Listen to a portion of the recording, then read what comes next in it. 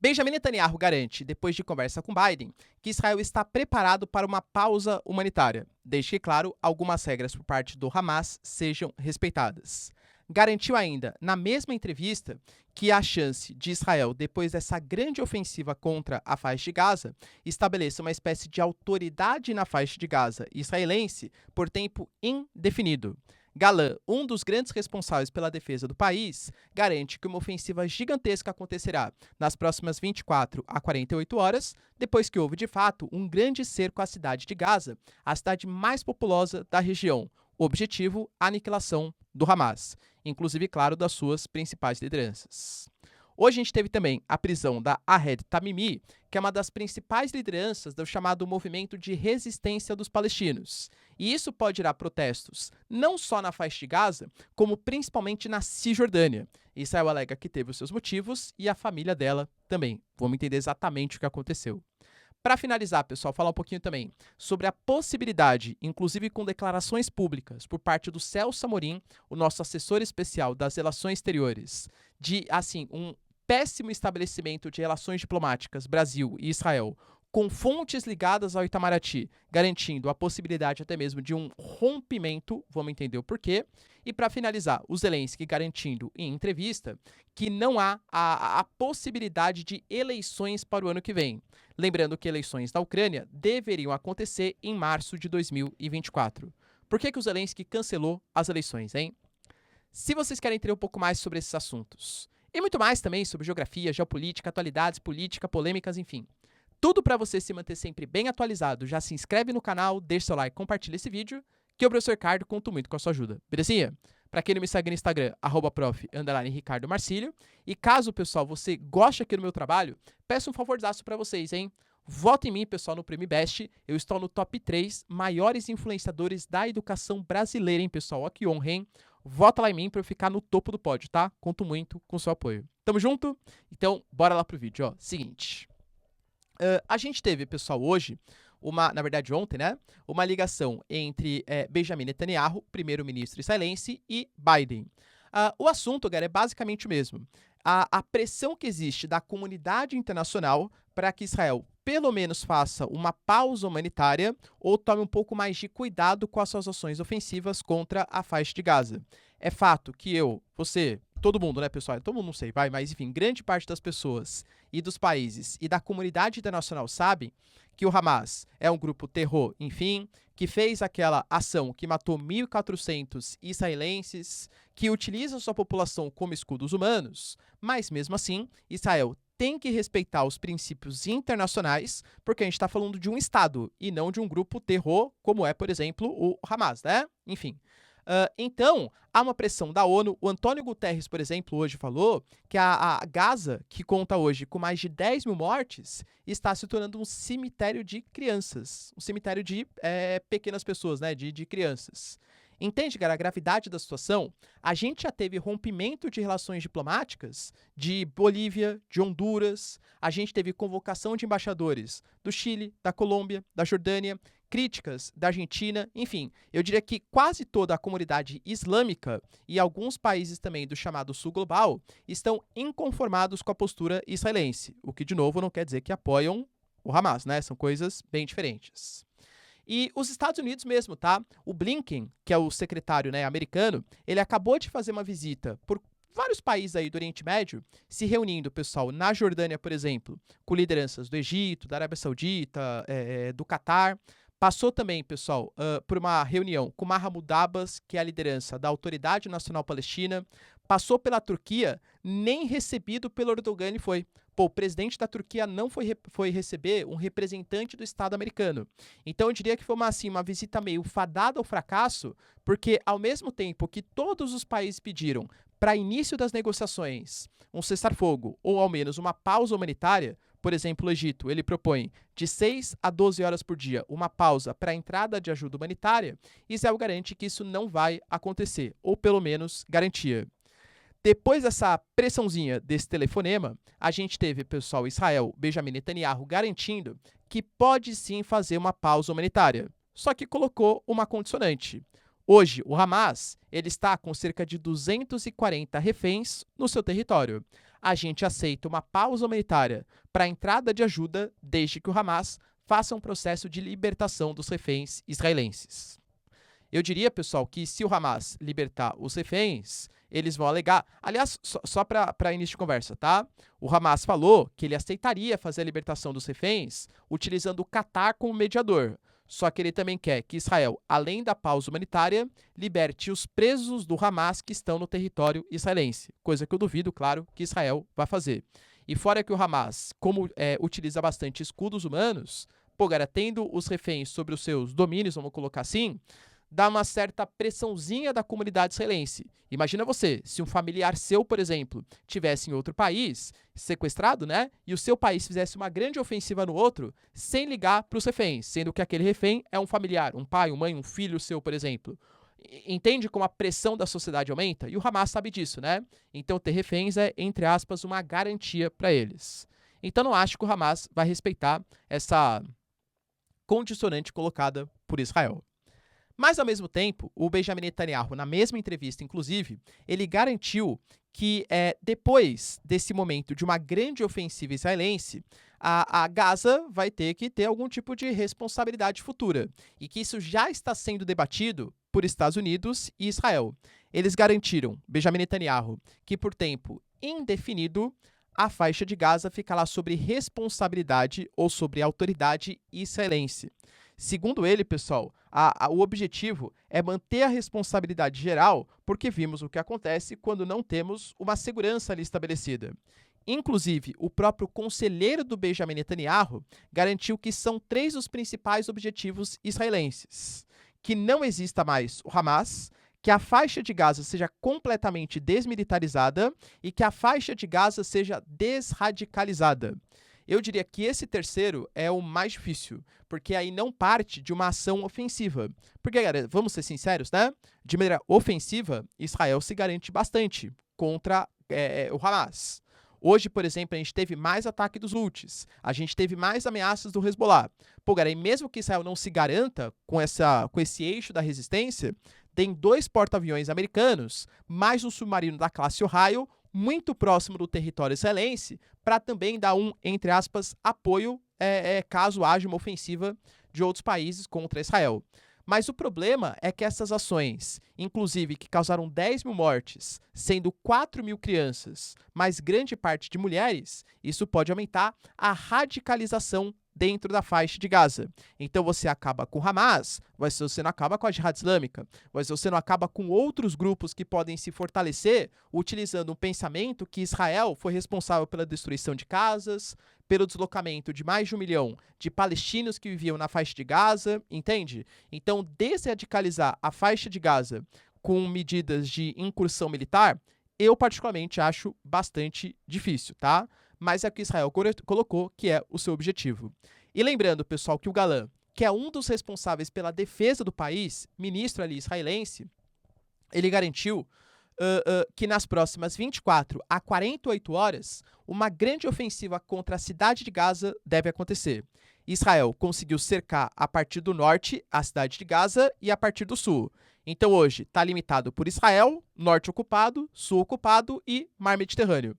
Ou seja, estão encurralados. Não chega munições, não chega armamentos. Cara, querendo ou não, não há chance de vitória para o Hamas, a não ser que haja uma grande ofensiva, coalizão internacional, enfim, que supere Israel, coisa que particularmente, como eu falei para vocês, eu duvido bastante. Então essa pressão vai acontecer, essa ofensiva vai acontecer.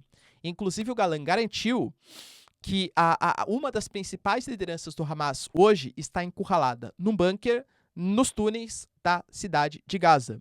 Alguns ataques a esses túneis subterrâneos, eles já estão acontecendo como forma de ofensiva, e isso só deve se fortalecer nas próximas horas. Porque, como eu falo para vocês, quanto mais tempo dura, mais tragédias humanitárias vão sendo feitas e mais críticas a Israel também estão sendo feitas. Então, para Israel é importante que isso seja feito, entre aspas, rápido, para gerar menos comoção da comunidade internacional.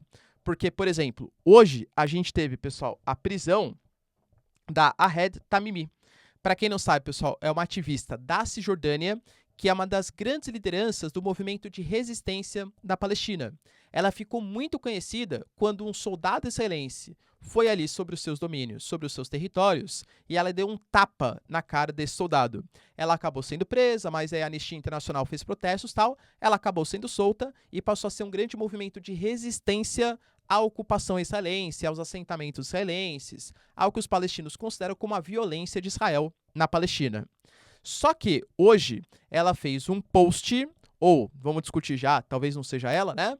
Mas fez um post em que falava, né, sobre aquele cara do bigodinho, vocês sabem quem eu tô falando, que não terminou o trabalho, que quer beber, né, o fluido que passa pelo corpo, né, vermelho, na caveira dos soldados. Então, palavras de ordem contra os israelenses e de bastante violência.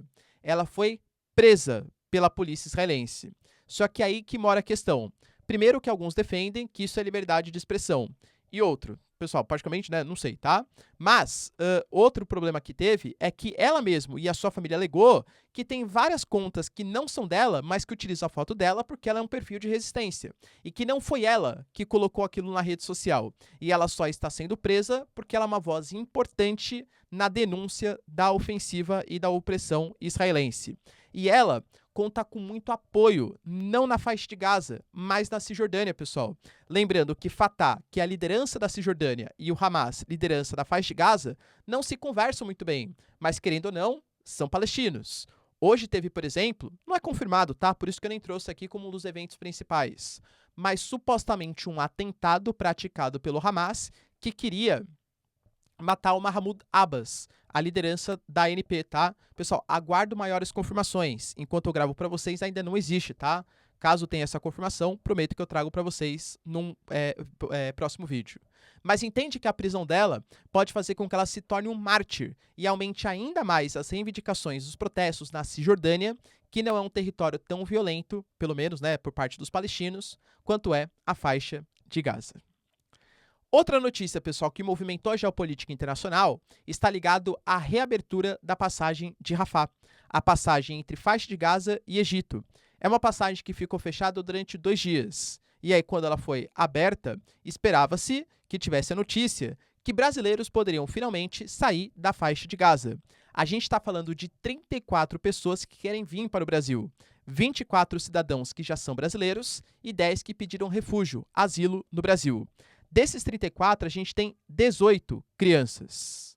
Pois bem, pessoal, saiu mais uma lista essa que é feita pelo Egito, pelo Catar, por Israel principalmente, com a anuência dos Estados Unidos, e mais uma vez brasileiros não estão na lista de que pode sair. A gente teve a promessa, isso gravei para vocês inclusive o vídeo, que até quarta-feira estaria tudo acertado. Estamos na terça-feira e não há previsão para saída. O Itamaraty até falou que não fará mais promessas públicas de quando os brasileiros poderão abandonar a faixa de Gaza. E aí fica a dúvida, né? Poxa, mas qual é o critério que está sendo utilizado para saber quais nacionalidades vão poder abandonar ou não o território? Será que são aqueles mais aliados de Israel? Será que são aqueles que não? Inicialmente, algumas pessoas da Indonésia puderam abandonar. A Indonésia é um país islâmico e que nem reconhece Israel. Pô, achou, então beleza, né? Então tá sendo meio, entre aspas, aleatório. Pessoal, passaram esses dias e mais potências amigas de Israel ganharam autorização, enquanto outras, não tanto, não. Professor, mas o Brasil ele é inimigo de Israel? Então, Israel não gostou muito da postura do Brasil enquanto presidente do Conselho de Segurança da ONU. O Brasil, ele colocou uma resolução que inclusive foi aceita por 14, na verdade foi aceita por 12, 2 se abstiveram e 1 vetou. Esse que vetou foi os Estados Unidos. E os Estados Unidos garantiu que na resolução brasileira não tinha o direito de defesa de Israel. Algumas declarações, pessoal, até mesmo do Lula, né, nosso chefe de governo aí, também foram consideradas um pouco, entre aspas, complicadas para Israel. Então, as nossas relações exteriores temem que isso possa ser uma espécie de retaliação à postura brasileira. O próprio Celso Amorim, que é o nosso assessor especial das relações exteriores, falou que não há motivo plausível para que os brasileiros não tenham ganhado autorização de sair dos territórios. A gente teve, pessoal, por exemplo, o Brasil colocando a partir do Itamaraty que o Brasil vem tentando mostrar o seu peso na América Latina e, inclusive, deixando bem claro que se algo acontecer aos brasileiros, a situação ficará insustentável. Ou seja, Ah, professor, mas pô, daqui a pouco sai. A gente tá falando aí, não vai ser hoje, né? Amanhã, pô, na sexta-feira sai. Cara, eu também não, né? Ainda bem, tá? Mas estar num país ou num território em que é constantemente alvo de grandes ataques, com mísseis, bombas, falta água, falta eletricidade, falta insumos, a ajuda humanitária deveria entrar 100 caminhões por dia, entra bem menos do que isso, eu diria que até por semanas, cara, convenhamos, não é uma situação muito confortável para os brasileiros. Então, qualquer dia em que uma nova lista é divulgada e que não há o nome de brasileiros, isso representa, sim, um peso para aqueles que ali estão. E o Brasil fazendo essa espécie de ameaça, né? Poxa, se alguma coisa acontecer a um dos 34, haverá um rompimento das relações diplomáticas. Será que isso mobilizará, pessoal, Israel? É a dúvida que se coloca, tá?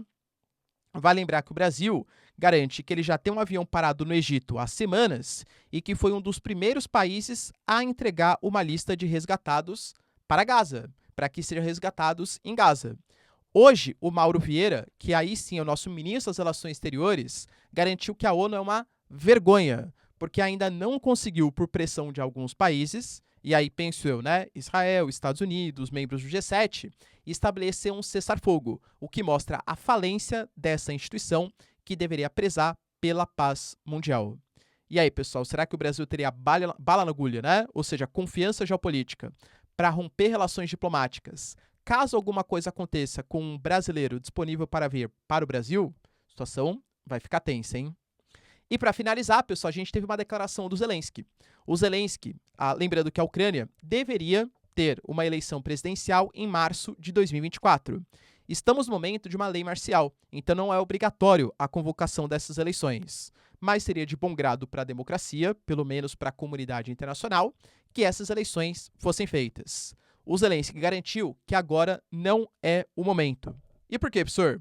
Porque a gente sabe que as eleições, ainda mais num país em guerra, elas vão ficar extremamente polarizadas. Será que todo mundo concorda com a postura do Zelensky de não fazer um acordo com a Rússia? Ah, professor, grande parte concorda. Bom, beleza. Mas que seja, sei lá, 20% que não concorde. 20% já é um baita barulho. Será que essa oposição merece ter um tempo na TV para ficar discursando por que o Zelensky não está certo? Que seja 80-20, tá? Será que merece um tempo na TV? Ou será que o Zelensky acha que é plausível ter um tempo na TV para ficar discursando contra o Zelensky e possivelmente causando uma falha na sua unidade de pensamento uníssono anti-Rússia? É uma questão que se coloca. O próprio Zelensky garantiu que é tempo de união entre os ucranianos e que ele não pode polarizar a sociedade. Ou seja, não é o momento certo para termos eleições. Lembrando que, depois das várias críticas, os republicanos reclamando da corrupção, de uma espécie de autoritarismo do Zelensky, a não convocação de eleições e a não manutenção da democracia e de uma alternância de poder, mesmo em situação de guerra, pode complicar ainda mais a situação do Zelensky no cenário internacional. E você, pessoal, acha que o Zelensky está certo de não convocar eleições? Deixa aí nos comentários, quero saber sua opinião. No mais, se vocês curtiram o vídeo, tamo junto, beijos, abraços e tchau, tchau.